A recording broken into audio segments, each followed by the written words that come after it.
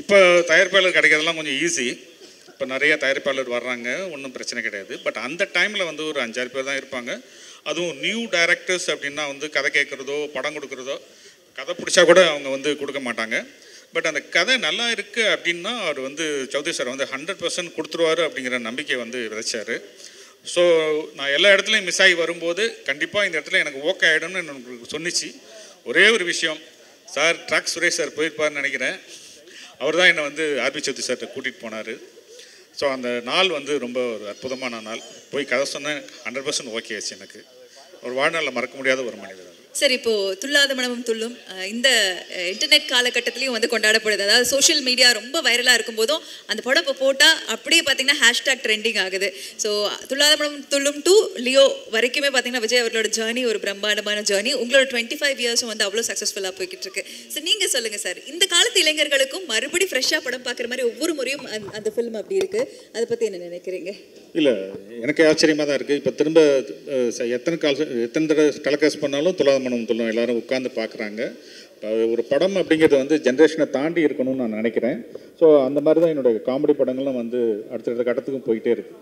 Okay sir, எல்லா actors பற்றி பேசும்போது உங்களோட படத்தில் ஒர்க் பண்ண எல்லா ஆக்டர்ஸுமே பார்த்தீங்கன்னா ஒரு சூப்பர் ஹீரோஸாக மாறிடுறாங்க. அதுக்கு example Vijay sir and Ajith sir, Poovellam Unvasam.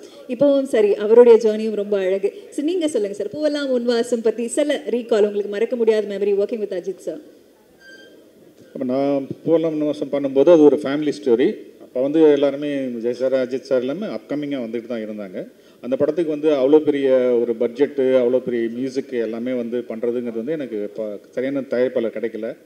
Oscar Ravi sir தான் அதை பண்ணார். 2 வீடு கட்டணும் அப்படின்னு சொன்னேன். ஒரிஜினல் வீடே கட்டிக்க அப்படின்னு சொன்னார். நான் செட்டு தான் போட்டேன், எக்ஸ்டீரியரில் போட்ட ஒரு மிக பிரபாகர் ஆர்ட் டைரக்டர் தான் போட்டார். வில்சன் வந்திருந்தான், அவர் தான் கேமராமேன். இந்த வித்யாசாகர் ஒரு அற்புதமான ஒரு மியூசிக் கொடுத்துருந்தார். அது கூட அஜித் சார் கூட சேர்ந்து பண்ணும்போது அஜித் சார் ஜோதிகா பேர் ரொம்ப அழகாக இருந்துச்சு. இந்த கூட எல்லாம் சொல்லுவாங்க. இவருக்கு சிவகுமார் சாருக்கு வந்து மருமகளாக அந்த படத்தில் அவங்க பண்ணியிருப்பாங்க. அது இப்போ கூட எல்லாரும் சொல்லி காட்டுவாங்க. ஒரு அற்புதமான ஒரு படம் அது. சார், விஜய் சார் சமீபமாக பார்த்தீங்களா நீங்கள்? அதற்கப்புறமா நல்ல வேலை கேட்டிங்க. நான் எழுதி வச்சுருந்தேன், மறந்துட்டேன். இந்த ஃபங்க்ஷன் சம்மந்தமாக பார்க்கணுன்னு சொல்லியிருந்தப்போ என்னை உடனே வர சொல்லியிருந்தார் சார். போய் உட்காந்து பேசுகிறேன், இதை பற்றி பேசுவார், அதை பற்றி பேசுவார். எல்லாம் இப்போ பண்ணிகிட்டு இருக்கிற படம், இந்த படத்தோட தயாரிப்பாளர், அவர் என்ன பண்ணியிருக்கார் சிங்கப்பூரில், இவ்வளோ டீட்டெயில் கேட்டு ரொம்ப நாட்களுக்கு அப்புறம் வந்து மனமிட்டு வந்து பேசிகிட்டு இருந்தார் Vijay sir. Thank you Vijay sir, உங்களோட பிஸி ஷெட்யூலில் என்னை கூப்பிட்டு உட்கார வச்சு இவ்வளோ விஷயம் என்கிட்ட பேசுனது நன்றி சார். ஓகே, அந்த ஆக்டர்லேருந்து ஆரம்பித்து சொல்ல மாதிரி எஸ்கே அவர்கள் இப்போ எல்லாருமே சொன்னாங்க ஒரு மிகப்பெரிய ஆக்டர் ஆயிருக்காங்கன்னு. ஸோ எஸ்கே அவர்களோட உங்களுக்கு இருக்கக்கூடிய ரேப்போ அண்ட் அந்த விஷயங்கள் பற்றி சிவகார்த்திகேயன் கூட பண்ணும்போது அவருக்கு அது புதுசு, ஃபர்ஸ்ட் படம். எனக்கு வந்து ரீஎன்ட்ரி அந்த படம். ஸோ என்கிட்ட வந்து பட்ஜெட்டாக வந்து பெருசாக கையில் இல்லை. ஸோ ரொம்ப எக்கனாமிக்கலாக எங்கள் ஊர்லேயே கொண்டுட்டு போய் வச்சு ஷூட் பண்ணேன். நைட் ஷூட்டிங்லாம் நடக்கும்.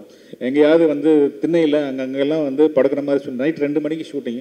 ஆனால் ரொம்ப கம்ஃபர்ட்டாக எதுவும் கோச்சிக்க மாட்டார். இவனுக்கிட்ட இவ்வளோ தான் இருக்குன்னு தெரிஞ்சிடுச்சு. எல்லாம் எங்கள் ஊரில் இருக்கிற எங்கள் ரிலேஷன் வீட்டு திண்ணையிலலாம் நைட்டு 2 மணிக்கு படுத்துருப்பார். அதுக்கப்புறம் கூப்பிடுவோம், வருவார். ஸோ அந்த மாதிரி ஒரு டெடிக்கேஷனான ஒரு ஆர்டிஸ்ட். அந்த டெடிக்கேஷன் அப்போவே அவர்கிட்ட தெரிஞ்சுது. 2வது சேனல்லேருந்து வந்ததுனால காம்பேரிங்லாம் ரொம்ப அழகாக பண்ணுவார்.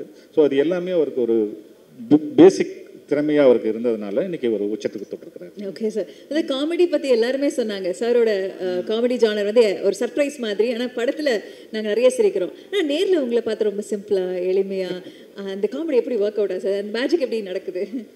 இல்லை, எனக்கு ரொம்ப ஹியூமர் சென்ஸ் ஜாஸ்தி. எங்கள் அம்மாவுக்கு அது இருக்கும், ரொம்ப அடிக்கடி பண்ணிகிட்டு இருப்பாங்க.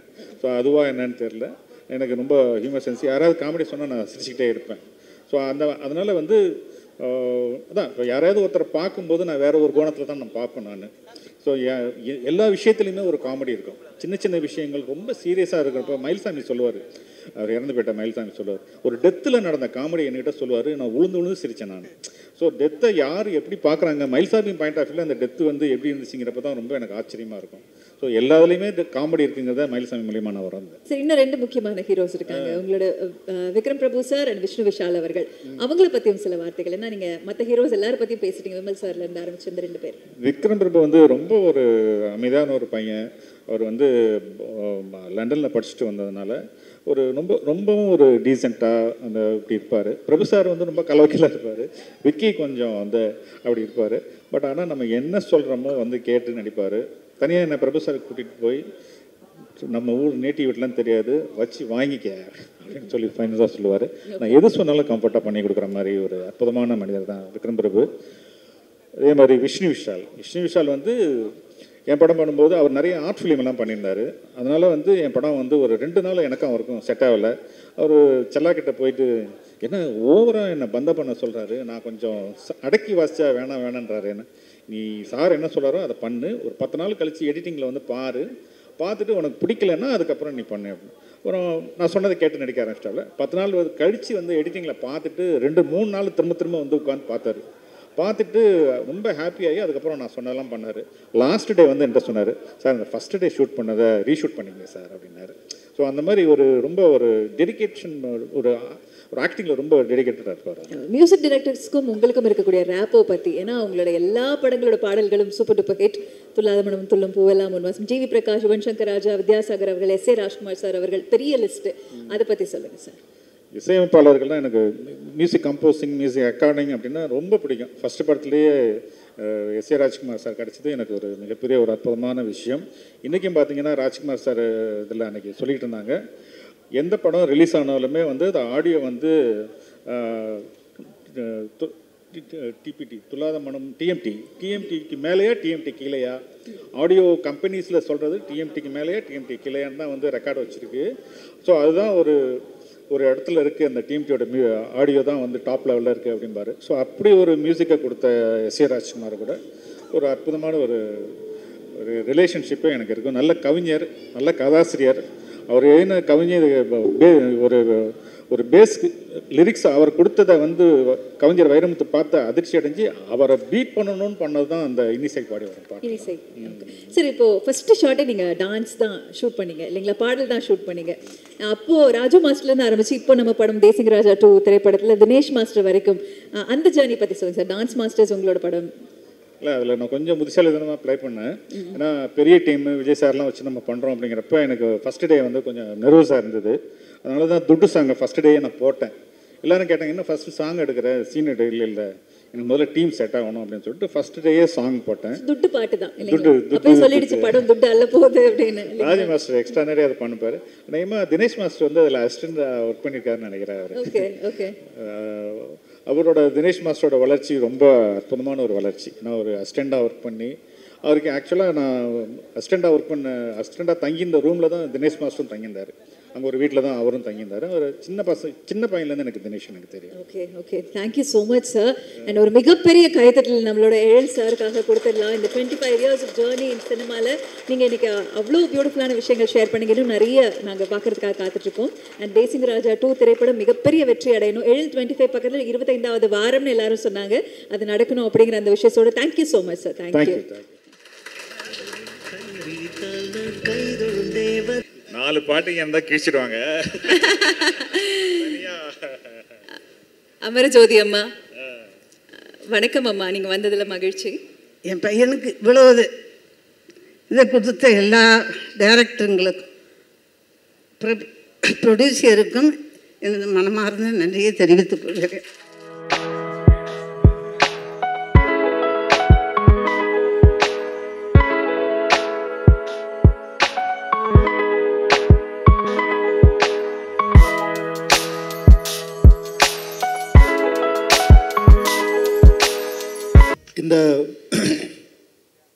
இந்த விழாவுக்கு வந்திருக்கும் அனைவருக்கும் வணக்கம்.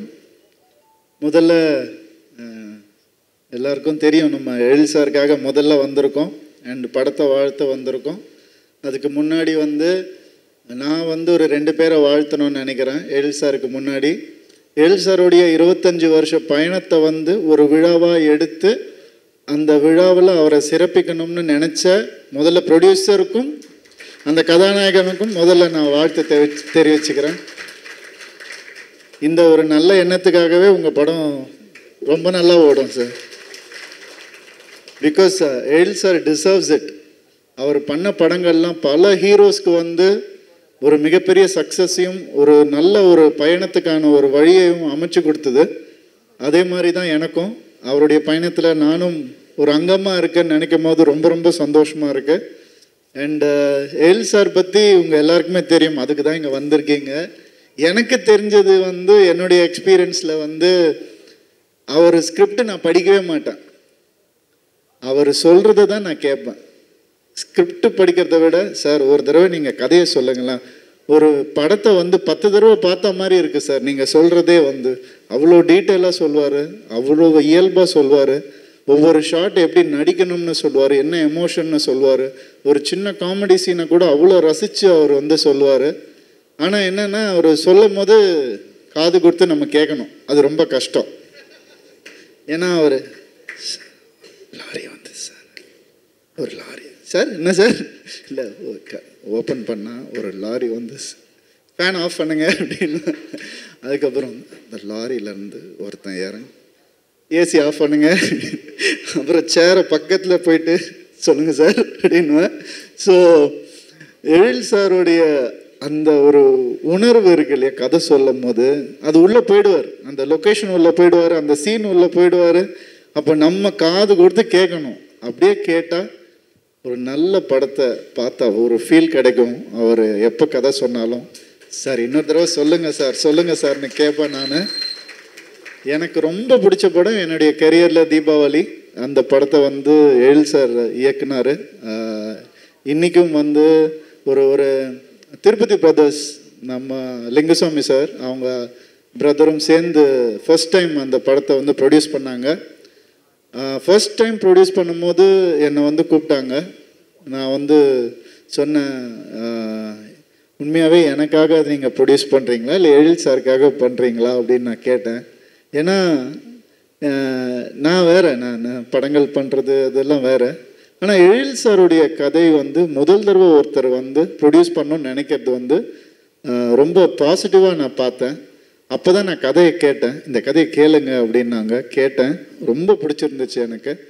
அண்ட் இந்த மாதிரி எழில் சார் நீங்கள் நல்ல படங்கள் அடுத்தடுத்து பண்ணணும் சார், ஃபாஸ்ட்டாக பண்ணணும் சார், நிறைய படங்கள் வரணும் சார், நாங்கள் எல்லாம் அதை பார்த்து ரசிக்கணும்னு ஆசைப்பட்றேன் நான். அண்டு பார்த்திபன் சார் சொன்னார், இந்த எஸ்னா வந்து ஸ்பெஷல் எழில் அப்படின்னாங்க. நான் என்ன சொல்கிறேன்னா, நோ சொல்லாத எழில் அவர், எல்லாத்துக்கும் எஸ் தான் வருது. சார் இந்த ஷார்ட் இப்படி பண்ணிக்கலாமா சார், சார் இந்த ஆக்ஷன் இப்படி பண்ணிக்கலாம், எஸ் எஸ் அப்படின்னு சொல்லுவார். அந்த பாசிட்டிவான ஒரு எனர்ஜி வந்து ரொம்ப ரேர். அது பார்க்குறது எல்லாமே நல்லா வரணும்னு நினச்சி அந்த ப்ரொடக்ஷனை வந்து காப்பாற்றணும்னு நினைக்கக்கூடிய சில டைரக்டர்ஸில் அவர் ரொம்ப ஒரு முக்கியமான ஒருத்தர். அதனால்தான் இந்த அளவுக்கு அவருக்கு பெரிய வெற்றிகள் கிடைச்சிருக்கு. அண்ட் 25 சும்மா இன்னும் நிறைய போகணும், அவர் நாங்களும் கூட இருக்கோம். கண்டிப்பாக நிறைய நல்ல படங்கள் பண்ணணும். 50 ஆகணும், 75 ஆகணும், 100 ஆகணும், 100 வயசு நல்லா இருக்கணும். அவர் வாழ்த்தி விடைபெறுகிறேன். நன்றி. எல்லாருக்கும் வணக்கம். என் பேர் Poojitha Ponnada. Firstly very big congratulations to our beloved Errol sir for his remarkable 25 years in the industry. எனக்கு ரொம்ப சந்தோஷமாக இருக்குது பிகாஸ் இது என்னோட first Tamil film and everybody is so welcoming, so heartful. இந்த ப்ராஜெக்ட் எனக்கு என் மேனேஜர் சொன்னும்போது first I was very excited. அப்போது தேசிங்க ராஜா 2 தெரியாது, ஒரு காமெடி படம் சொன்னார். காமெடி படம்னாலே யூனிவர்சல் ஆடியன்ஸ் எல்லாருக்கும் பிடிச்ச ஒரு ஜானர் காமெடி. ஸோ நான் சொன்னேன், ஓகே ஸ்டோரி கேட்கலாமான்னு. அதுக்கப்புறம் ஐ மெட் எரில் சார் அண்ட் எனக்கு ப்ரீஃபாக ஸ்டோரி சொன்னார். And then he told me it is Desinga Raja 2. I was so excited, so happy. ஏன்னா தேசிங்க ராஜா இவ்வளோ பெரிய ஹிட்டுன்னு எனக்கு தெரியும்.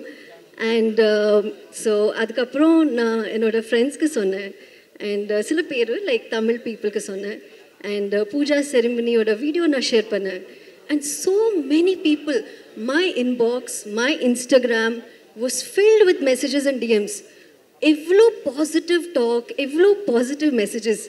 எனக்கு ஆக்சுவலி அப்போ தான் தெரிஞ்சது how much people love Errol sir and his movies, and I am very, very lucky, very privileged to be working with such a wonderful, experienced and very senior team of technicians, artists, everybody.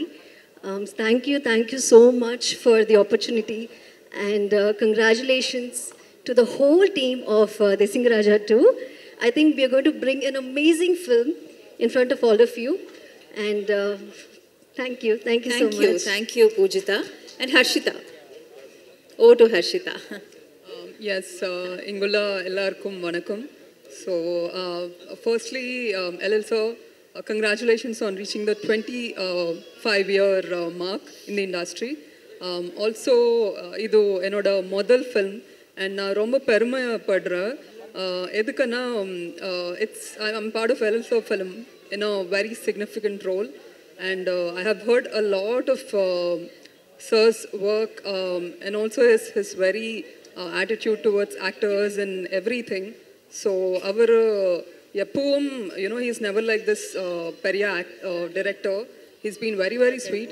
And also producer sir, Ravi sir Pati, Kandipa Pesunum, Edukana, he's like a father figure to me. And he's been very, very supportive. And also, I must definitely thank these two people for this wonderful launch. Either with a better launch, I cannot expect or ask. So, be it Jana, Bala sir, Vimal sir, Yellarum, they've been very, very supportive and nice to me. So, ellarkum nandri. Thank you. Thank you, Harshita. And over to Juhi. Hi all. Ellarkum vanakkam. This is my first Tamil movie. Thank you so much, sir, for giving me this opportunity. I'm so happy and excited to work with. Thank you. எல்லாருக்கும் வணக்கம். ஏழு சாரோட 25வது ஆண்டு கலை பயணத்தில் எங்களை மாதிரி ஒவ்வொரு நடிகர்களையும், அதாவது கேமராவுக்கு பின்னாடி இருக்கிற டெக்னீஷியன்களாக இருக்கட்டும், கேமராவுக்கு முன்னாடி இருக்கிற நடிகர்களாக இருக்கட்டும், தொடர்ந்து அவருடைய நிறைய படங்களில் அவங்க பயணிப்பாங்க. அதுக்கு காரணம் அவருடைய அந்த அன்பு, எல்லாரையும் குடும்பமாக பாவிக்கிற ஒரு நல்ல சுபாவம். எழில் சாரை பற்றி சொல்லணுன்னா ஒரு குட்டி ஸ்டோரி சொல்லணும். கடவுள் இந்த உலகத்தை படைச்ச அன்னைக்கு யாருக்குமே கலர் கொடுக்கலையாம். எல்லாரையும் வெள்ளை நிறமாக படைச்சாராம். மறுநாள் அவர் என்ன பண்ணாராம், சரி எல்லாருக்கும் கலர் கொடுக்கலாம் அப்படின்னு சொல்லி முதல்ல கடல்வாழ் உயிரினங்கள்லாம் வாங்க அப்படின்னு சொன்னாங்க. மீன்கள்லாம் வந்துச்சான், அதுங்களுக்கான கலர் எல்லாம் கொடுத்தாராம். ரெண்டாவது விலங்குகள்லாம் வந்துச்சான், அவங்கவுங்களுக்கு என்னென்ன கலர் வேணுமோ அதெல்லாம் கொடுத்தாங்களாம். மூணாவதா பறவைகள் வந்துச்சான், பறவைகளுக்கும் என்னென்ன கலர் வேணுமோ எல்லா வண்ணமும் கொடுத்துட்டு இருந்தாராம். ஒரே ஒரு பறவை மட்டும் ரொம்ப தூரத்துல இருந்து பறந்து வந்துக்கிட்டே இருந்துச்சான். நிறைய கிளைமேட் சேஞ்சஸ், சாப்பிடல, உறவுகளை பிரிஞ்சு இருந்துச்சு, ஆனாலும் எனக்கான வண்ணத்தை நான் வாங்கியே தருவேன் அப்படின்னு வந்துக்கிட்டே இருந்துச்சான். வந்து இருக்கும்போது கடவுள்கிட்ட இருந்த பெயிண்ட் டப்பால எல்லா பெயிண்ட்டும் காலி ஆயிடுச்சான். ஒரே ஒரு சொட்டு மட்டும் பெயிண்ட் இருந்தது. பரவாயில்ல கடவுளே, எனக்கான வண்ணத்தை கொடுங்க அப்படின்னு சொல்லும்போது அத்தனை பெயிண்ட் டப்பால இருந்து ஒரு சொட்டா அப்படியே கடவுள் தெளிச்சு விடும் போது எல்லா வண்ணமும் சேர்ந்து ஒரு பஞ்சவர்ண கிளிகளுக்கே ராஜாவா நினைச்சான். அந்த மாதிரி தான் எங்க எழில் சாரும் 25 ஆண்டு சினிமா வாழ்க்கை பயணத்துல எத்தனையோ ஏற்றத்தாழ்வுகள், தோல்விகள், வெற்றிகள், எத்தனையோ ஜானர் ஆஃப் ஸ்டோரிஸ் மாறி இருந்தாலும், ஆடியன்ஸ் பார்க்குறவங்களோட ஆடியன்ஸோட மனநிலை மாறி இருந்தாலும், எல்லாரும் ரசிக்கிற வகையில் இப்போ வரைக்கும் சினிமா துறையில் நிலைச்சி இருக்காருன்னா அதுக்கு அவருடைய திறமையும் விடாமுயற்சியும் பொறுமை குணம் தான் காரணம். அவங்களோட எங்களை மாதிரியான ஆட்களும் பயணப்படுறதுல ரொம்ப ரொம்ப சந்தோஷப்படுறோம். நன்றி சார். உங்கள் கலை பயணம் தொடரணும். மேன்மேலும் என்னுடைய மனமார்ந்த வாழ்த்துக்கள்.